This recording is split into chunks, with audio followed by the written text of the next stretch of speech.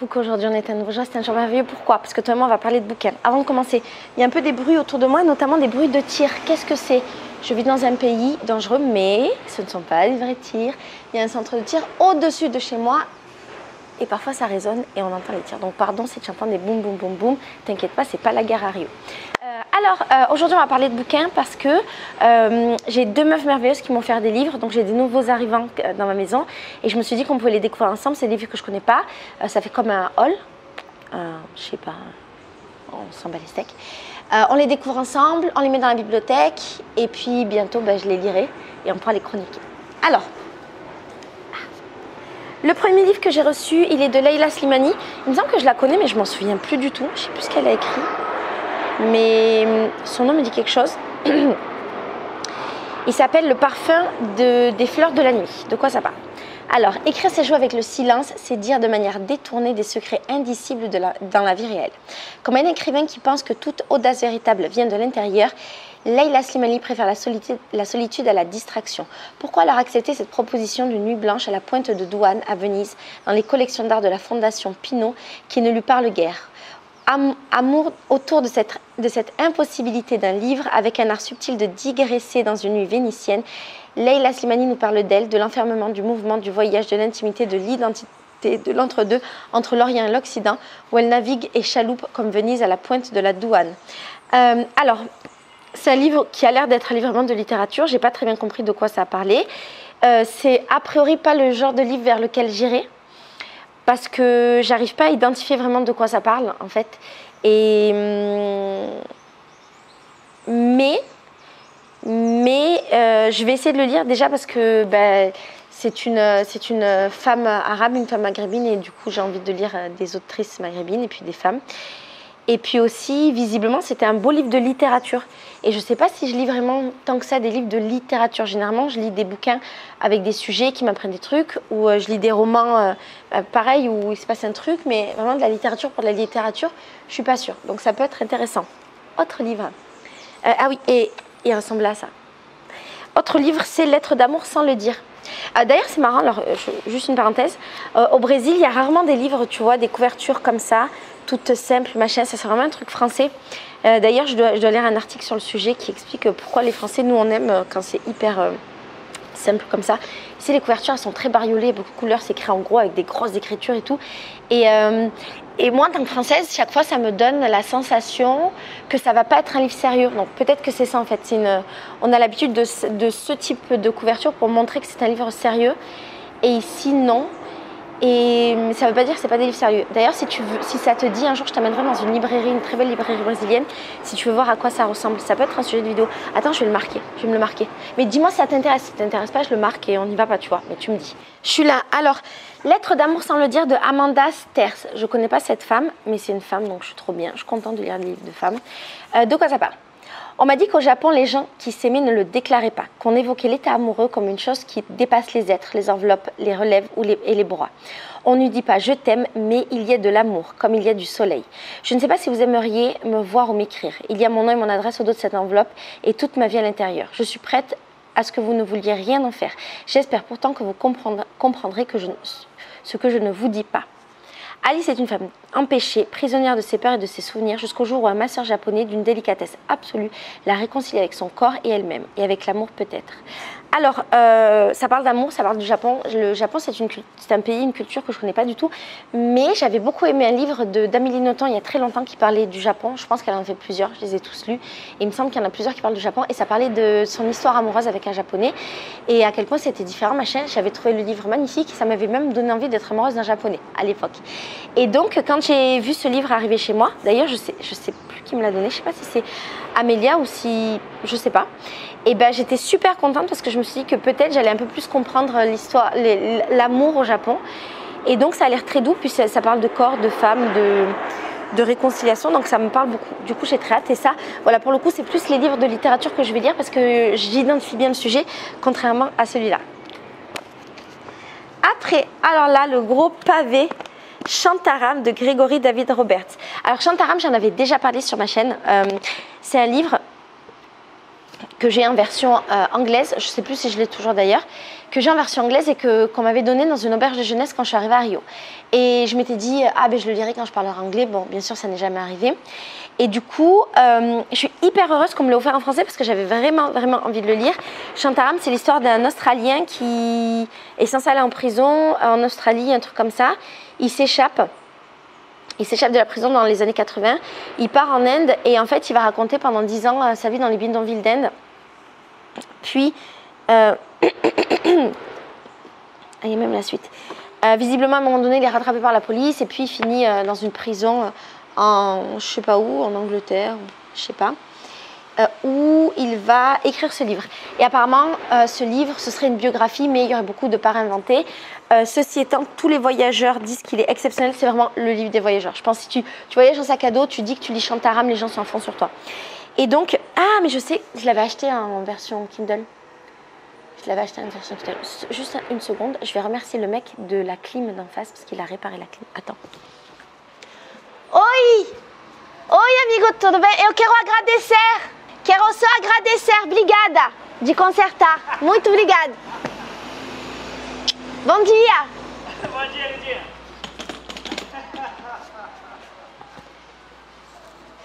Ah oui, voilà, c'est ça. Je l'avais... il est mort de rire. Parce qu'il sait à quel point je suis heureuse qu'il ait réparé le truc. Je l'ai en version Kindle et je m'étais dit, ah, si je voyais, je le lirais. Mais voilà, comme tous les voyageurs, je suis tombée dedans. Je ne l'ai pas encore lu, mais je suis très contente de l'avoir. Je suis vraiment contente. C'est une référence. Franchement, si tu as envie de lire un livre sur l'Inde, visiblement, il est incroyable. Tous les commentaires sont hyper élogieux sur le livre. Donc voilà.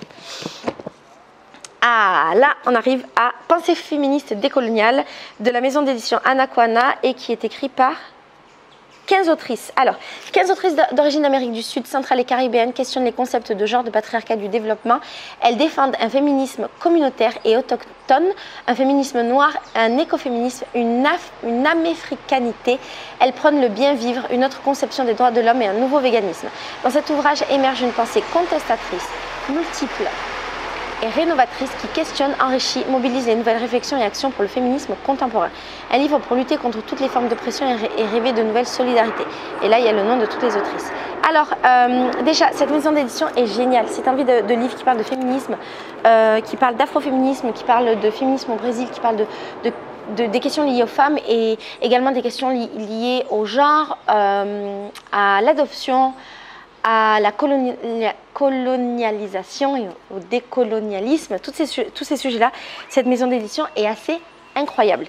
Et donc ce livre, ça faisait super longtemps que je voulais le lire et je l'avais mis dans les livres que je devais acheter. Et en fait, il y a la merveilleuse humaine Lei qui est venue dans ma maison, qui l'a abandonnée sciemment.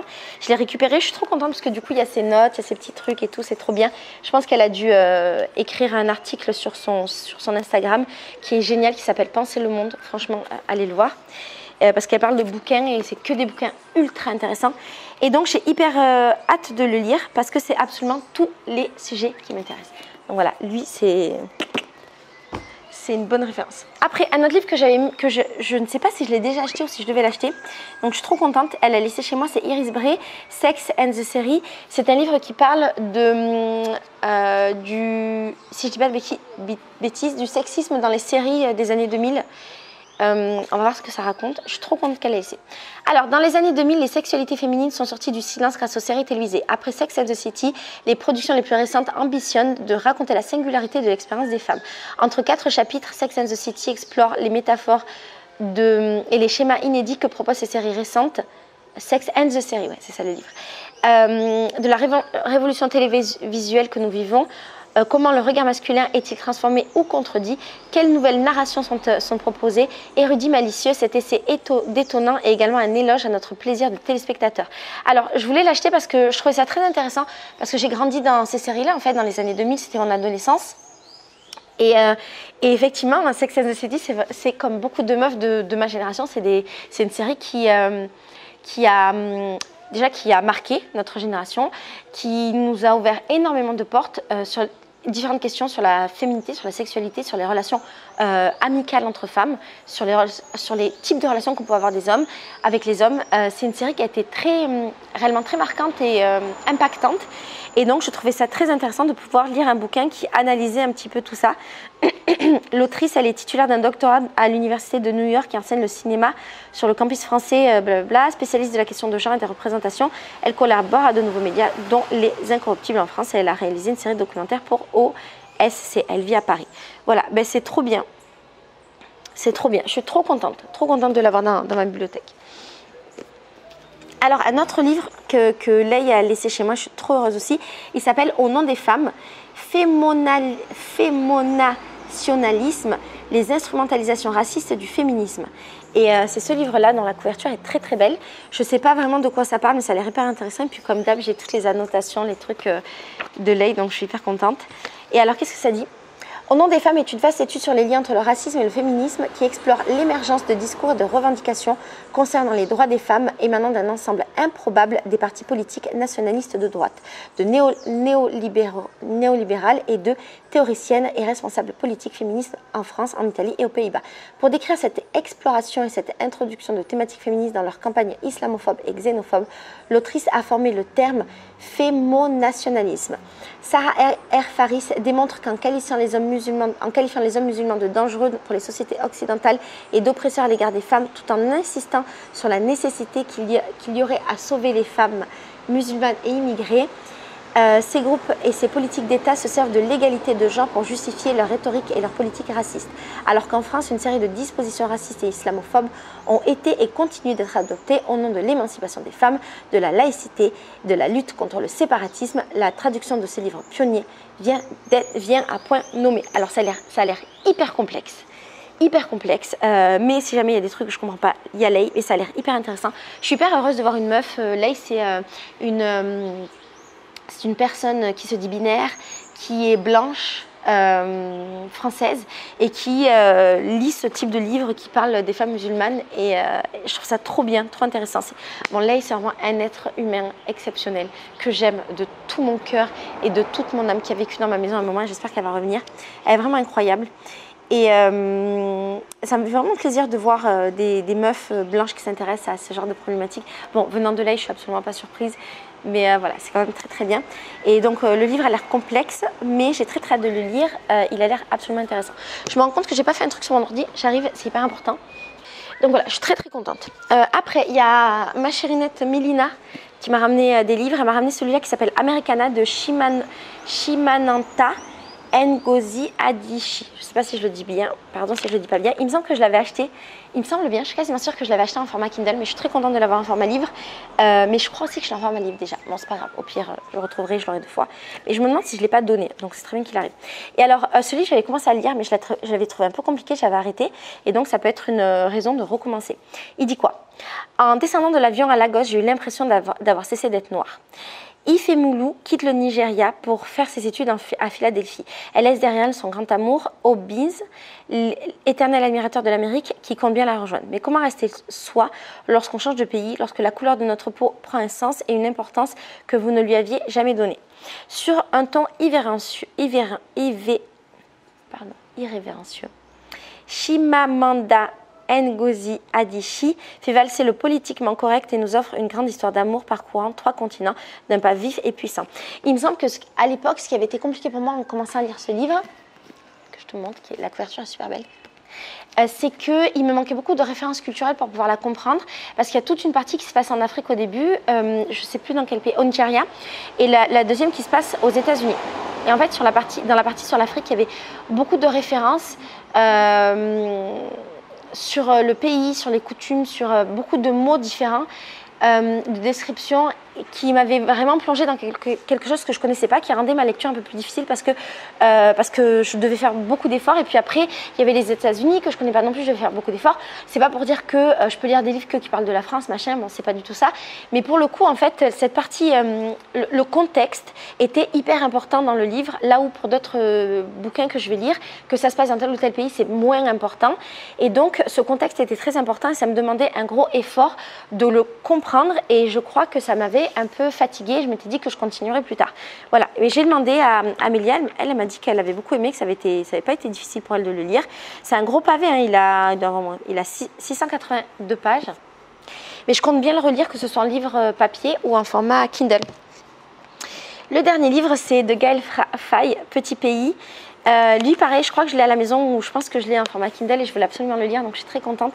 Cet auteur est vraiment génial. Il me semble que, si je ne dis pas de bêtises, qu'il est chanteur aussi et que j'écoute sa musique. Et alors, avant, Gabriel faisait les 400 coups avec ses copains dans leur coin de paradis. Et puis l'harmonie familiale s'est disloquée en même temps que son petit pays, le Burundi, ce bout d'Afrique brutalement malmené par l'histoire.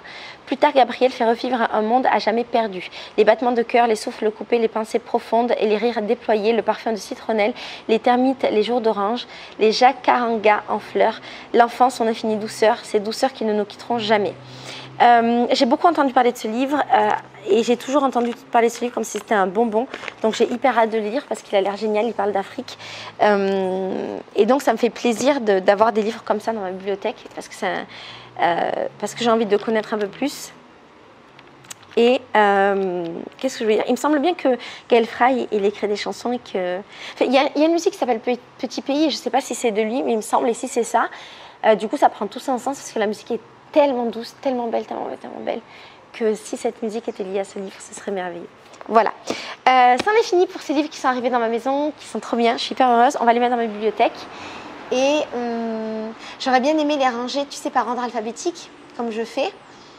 Mais je ne sais pas si je vais avoir la patience. Attends. N, S, R, F. Bon, on va voir.